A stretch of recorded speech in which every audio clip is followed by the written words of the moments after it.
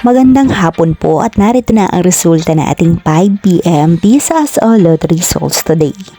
Ngayong araw ng Friday, February 28, 2026.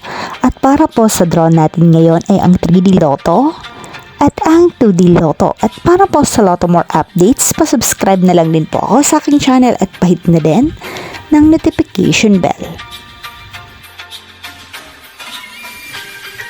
And for 2D Lotto 5 p.m. draw, February 28, 2026. 10 and 28 in exact order.